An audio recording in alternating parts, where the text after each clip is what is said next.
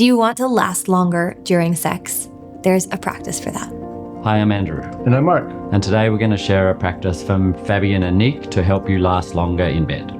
When I was younger, in my sort of 20s, I couldn't last long in bed at all, literally 30 seconds. Right. But these days, through this practice and practices similar to this, I can last almost as long as I want.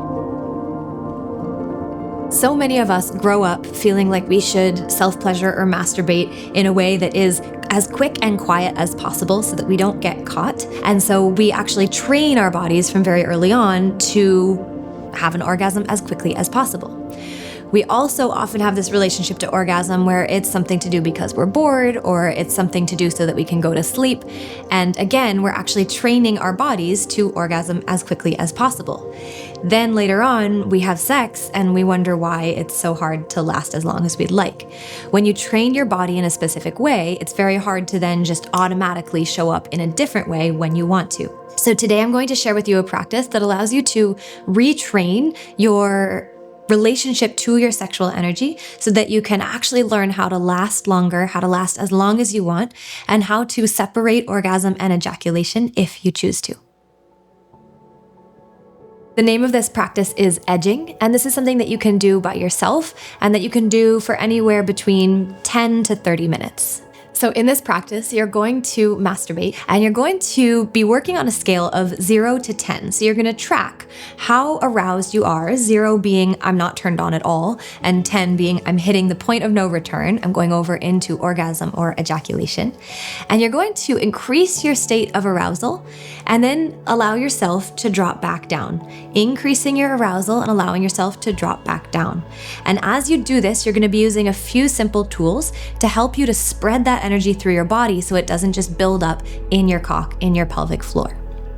When that energy builds up, it has nowhere to go but out.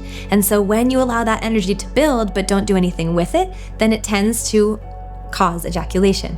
When you actually learn to allow that energy to move through you, that arousal to move through you, then you can increase your capacity to be with more sensation, to be with more pleasure. And you can then last much, much longer and have much more control over your levels of arousal.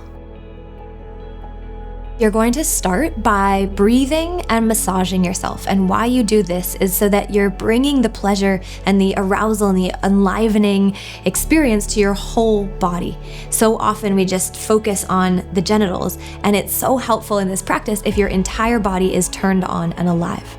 Massaging, turning yourself on through touching your whole body. So you're bringing your entire body online. Often when we self-pleasure, it's kind of a localized experience in the pelvic floor, and this allows your entire body and nervous system to start to get woken up, turned on, enlivened.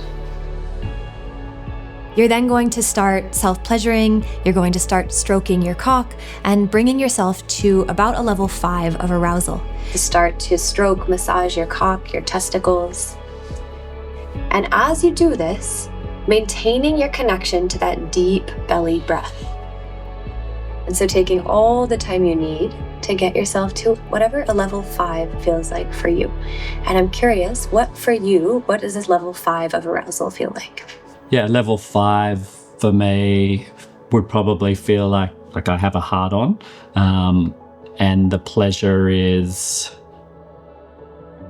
very, very light, like subtle, like it's enough to maintain a hard-on, but not going further than that. Great. Once you get to a level 5, you'll pause physical stimulation, and then you'll practice taking some deep belly breaths. And so you'll breathe, feeling your belly expand and soften with each breath, and notice what that does to your energy levels.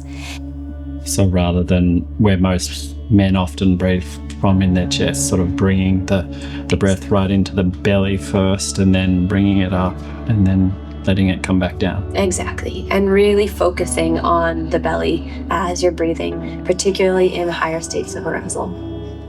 Something that can also be helpful in this practice is to experiment with speed a little bit and to notice, are you used to moving very, very quickly? And what happens if you slow down?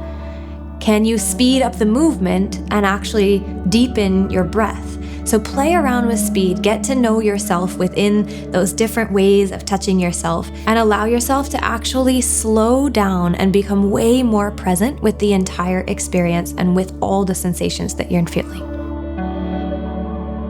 You'll then start to pleasure yourself again. You'll start to stroke yourself again, bringing yourself up to a level 7. And then once you hit what feels like a level 7, you'll pause touching yourself. And I'm curious what a level 7 feels like for you. Yeah, level 7 feels to me like there's a lot of pleasure, but there's no worry in my head that I'm about to ejaculate. So once you've reached a level 7, you'll focus once again on those deep belly breaths.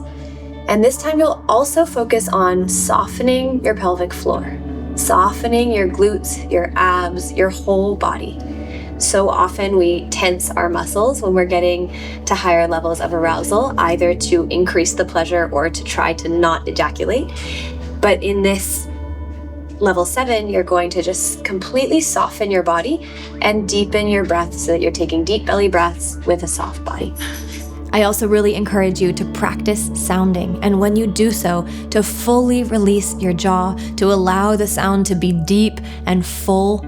So often we kind of control the sounds that we make in sex, and so I really encourage you to let yourself have this as a space for experimentation, for expression, and see what happens. Notice what it does to your connection to your pleasure and the way that you can actually move it through your body.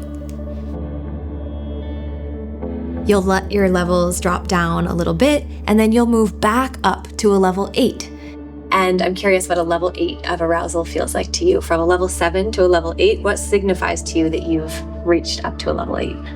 Yeah, I think a level 8 is like there's a bit of tension in there because like I'm getting to that height of pleasure, but I also know that I'm about to ejaculate. There's the combination of like really heightened pleasure and a little bit of the fear of I'm going to ejaculate. Yeah. And do you notice that fear comes in as tension? Yeah, that makes sense. Yeah.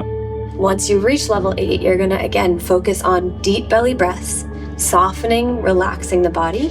And something you can add in here is to actually start to spread your arms and legs a little bit. And for a lot of men, that can help them experience pleasure throughout their body without it being localized. So here you're bringing in the breath, the softening, the relaxation, and then a little bit of body stretching or starfishing in order to spread the arousal through your body.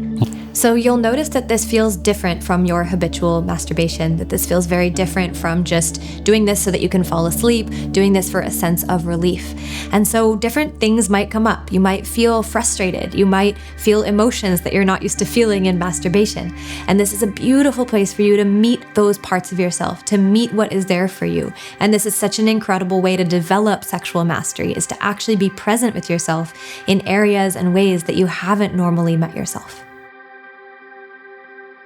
So in the edging practice, the idea is that you're moving to a higher level of arousal and then dropping back down again and again and again. And as you start to move towards level 8 and 9, and you start to lean up against that point of no return. If you imagine that ejaculation is the edge of a cliff, you're going to sort of start to edge towards the edge of the cliff and then fall back away from it.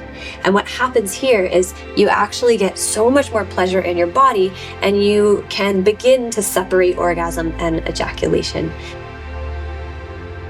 So many people think that orgasm and ejaculation are the same thing for men, but they are actually two separate functions.